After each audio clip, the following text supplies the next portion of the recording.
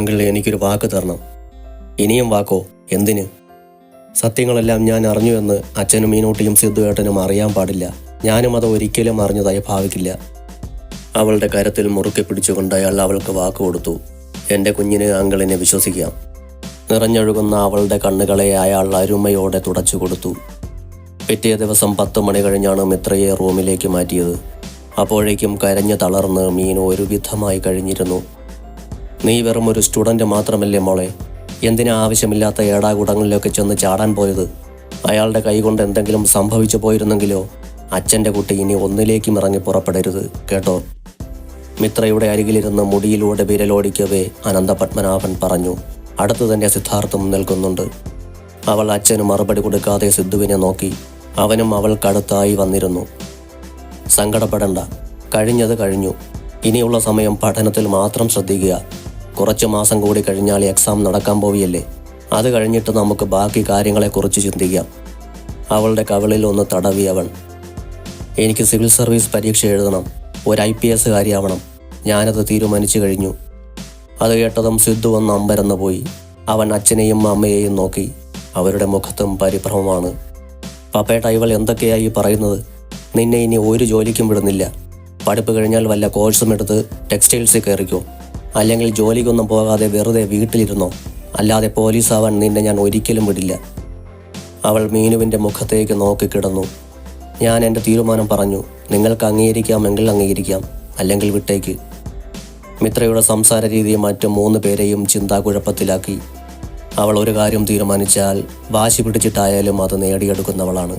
ഇപ്പോൾ ഇങ്ങനെയൊക്കെ പറയുമ്പോൾ എന്തോ ഒരു അസ്വസ്ഥത പോലെ. സിദ്ധു അവളെ ഒന്ന് സൂക്ഷിച്ചു നോക്കി. നീ എന്താ അന്യരോട് സംസാരിക്കുന്നത് പോലെ?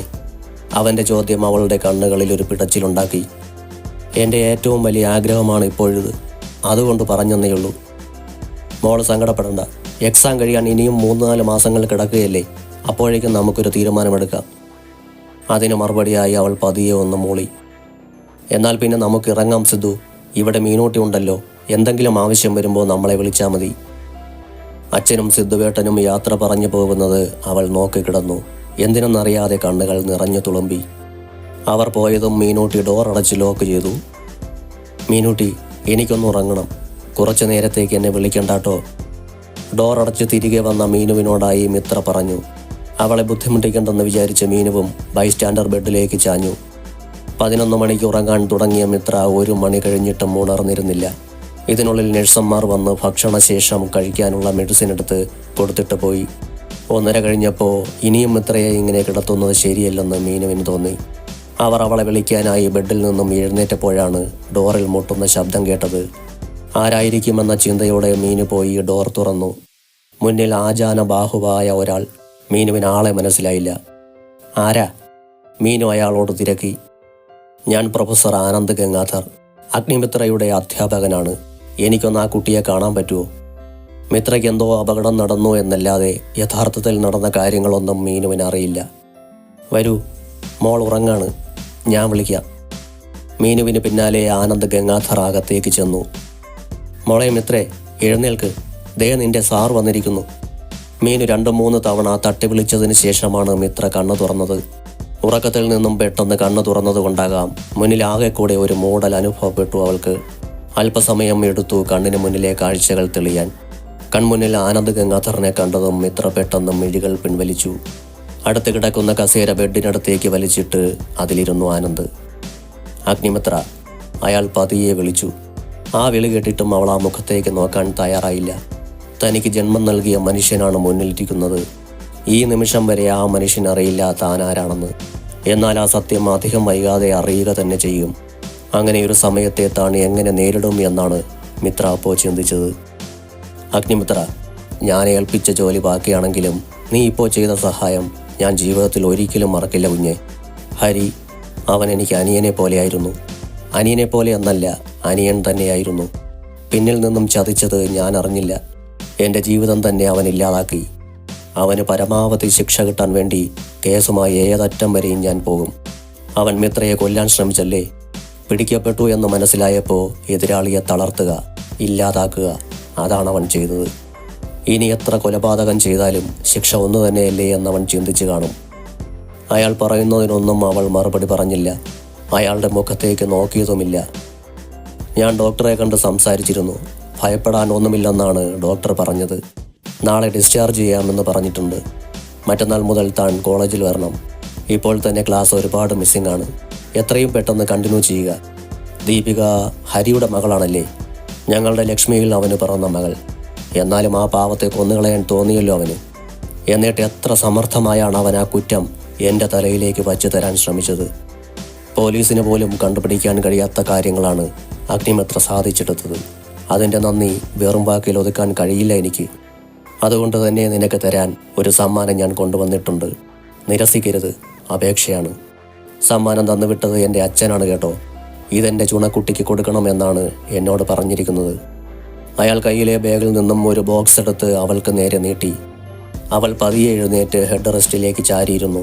എന്നിട്ട് ആനന്ദ് ഗംഗാധരൻ്റെ കയ്യിൽ നിന്നും ആ ബോക്സ് വാങ്ങിച്ചു. പതിയെ അത് തുറന്നു നോക്കി. ഡയമണ്ട് പതിപ്പിച്ച ഒരു നെക്ലേസ്. ലക്ഷങ്ങളുടെ വിലമതിപ്പുണ്ട് അതിനെന്ന് അവൾക്ക് മനസ്സിലായി. മുത്തച്ഛൻ ആദ്യമായി പേരക്കുട്ടിക്ക് കൊടുക്കുന്ന സമ്മാനം. ഈ സമ്മാനം എന്തിൻ്റെ പേരിലായാലും തനിക്ക് വേണ്ട. അവൾ ആ ബോക്സ് അടച്ചുകൊണ്ട് അയാൾക്ക് തിരികെ നീട്ടി. പാരിതോഷികം വാങ്ങാൻ മാത്രം ഞാനൊന്നും ചെയ്തിട്ടില്ല സാർ, അതുകൊണ്ട് ഞാനിത് സ്വീകരിക്കുന്നില്ല. എന്നാൽ ഇതെല്ലാം പറയുമ്പോഴും അവൾ അയാളുടെ മുഖത്തേക്ക് നോക്കിയില്ല. നീ ഇത് വാങ്ങാൻ വിസമ്മതിക്കുമെന്ന് അച്ഛൻ അറിയാമായിരുന്നു. അതുകൊണ്ട് ഏത് വിധേനയും ഇത് നിന്നെ ഏൽപ്പിച്ചിട്ടേ മടങ്ങിപ്പോരാവൂ എന്ന് എന്നോട് കർശനമായി പറഞ്ഞിട്ടുണ്ട്. അല്ലെങ്കിൽ ഇതുമായി അദ്ദേഹം നാളെ ഇവിടെ എത്തും. അയാളോട് സംസാരിക്കാൻ കഴിയാത്തതിനാൽ അവൾ അതിന് മറുപടി ഒന്നും പറഞ്ഞില്ല. അയാൾ പതിയെ സീറ്റിൽ നിന്നും എഴുന്നേറ്റു. നമുക്കിനിയും കാണാം അഗ്നിമിത്ര, ഇറങ്ങട്ടെ. അങ്ങനെ പറഞ്ഞുകൊണ്ട് അയാൾ കയ്യിലുള്ള ബോക്സ് ബെഡിൽ അവൾക്കരികിൽ വെച്ചുകൊണ്ട് എഴുന്നേറ്റു. അവരുടെ സംസാരങ്ങളെല്ലാം കണ്ടുകൊണ്ട് നിൽക്കുകയാണ് മീനു. ആനന്ദ് തിരിഞ്ഞ് അവർക്കരികിലെത്തി. മീനുവിൻ്റെ മുഖത്തേക്ക് നോക്കിയ നിമിഷം അയാളുടെ മിഴികൾ ഒന്ന് പിടഞ്ഞതുപോലെ. അയാൾ തേടുന്നതിലെ എന്തോ ഒന്ന് മീനുവിൽ ഉണ്ടെന്നുള്ളത് അയാൾക്കൊരു അതിശയമായിരുന്നു. ഉലഞ്ഞുപോയ മനസ്സിനെ അയാൾ സമചിത്തതയോടെ വീണ്ടെടുത്തു. അഗ്നിമിത്രയുടെ അമ്മയാണല്ലേ? അതെ. ഇത്രയും ചുണക്കുട്ടിയായ ഒരു മകളെ വളർത്തിയെടുത്തതിന് നിങ്ങളോട് ഒരു സ്പെഷ്യൽ താങ്ക്സ് പറയാതിരിക്കാൻ എനിക്ക് കഴിയുന്നില്ല. ഇവളെ പ്രസവിച്ച നിങ്ങൾ ഭാഗ്യമുള്ള അമ്മയാണ്. അതേസമയം അർഹിക്കാത്തത് എന്തോ കേട്ടതുപോലെ അവരുടെ നെഞ്ചിടം വിങ്ങി. അവർക്കൊരു ചെറു പുഞ്ചിരി സമ്മാനിച്ചുകൊണ്ട് അയാൾ പുറത്തേക്ക് നടന്നു. അയാൾ വാതിൽ കടന്ന് പുറത്ത് മറയുന്നതുവരെ അവളുടെ മിഴികൾ അയാളെ പിന്തുടർന്നു. ആനന്ദ് ഗംഗാധർ എന്ന തൻ്റെ പ്രൊഫസർ മോളെ ഞാൻ നിന്റെ അച്ഛനാണ് എന്ന് പറഞ്ഞുകൊണ്ട് തൻ്റെ മുന്നിൽ വന്നു നിൽക്കുന്ന നിമിഷം അത്ര വിദൂരമല്ല എന്ന് അവളുടെ മനസ്സ് മന്ത്രിച്ചു. ആ നിമിഷത്തെ താൻ എങ്ങനെ അതിജീവിക്കും?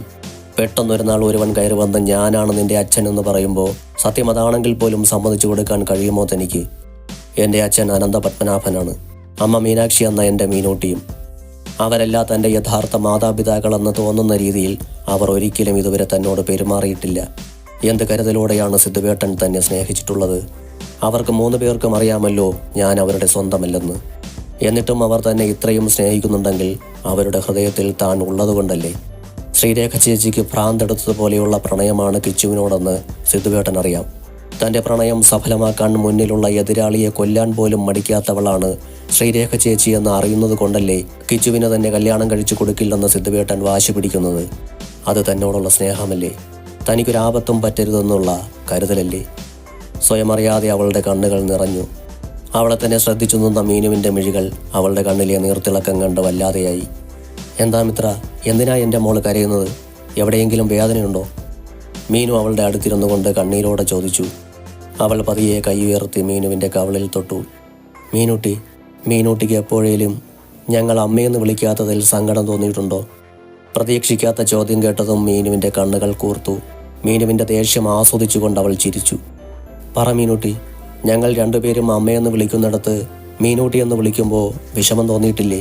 അമ്മേ എന്ന വിളി കേൾക്കാൻ കൊതി തോന്നിയിട്ടില്ലേ? ഇത്തവണ മീനുവിൻ്റെ മുഖത്തൊരു പുഞ്ചിരി ഉണ്ടായിരുന്നു. പപ്പേട്ടൻ എന്നെ വിളിക്കുന്നത് മീനൂട്ടി എന്നാണല്ലോ. അത് കേട്ട് പപ്പേട്ടൻ്റെ സുഹൃത്തുക്കളും എൻ്റെ ഫ്രണ്ട്സും ആ വിളി തന്നെ അനുകരിച്ചു. കുഞ്ഞായിരുന്ന സിദ്ധു ഇത് കേട്ടുകൊണ്ടാണ് വളർന്നത്.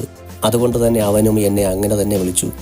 പപ്പേട്ടൻ കുറേ ശ്രമിച്ചു നോക്കി അവൻ്റെ മീനൂട്ടി എന്ന വിളിയൊന്ന് മാറ്റാൻ. എന്നാൽ അദ്ദേഹം തോറ്റതല്ലാതെ സിദ്ധു വിളി മാറ്റിയില്ല. പിന്നീട് ഞങ്ങൾ അവൻ്റെ ഇഷ്ടത്തിന് വിട്ടു. അതിനുശേഷം നീയുണ്ടായപ്പോഴും അത് തന്നെ അവസ്ഥ. സിദ്ധു വിളിക്കുന്ന വിളി തന്നെ നീയും വിളിച്ചു. ഇപ്പോൾ എനിക്കതിൽ വിഷമമൊന്നുമില്ല, സന്തോഷം മാത്രമേ ഉള്ളൂ. നിങ്ങൾക്ക് മുമ്പിൽ ഈ അമ്മ കർക്കശക്കാരിയായില്ലല്ലോ.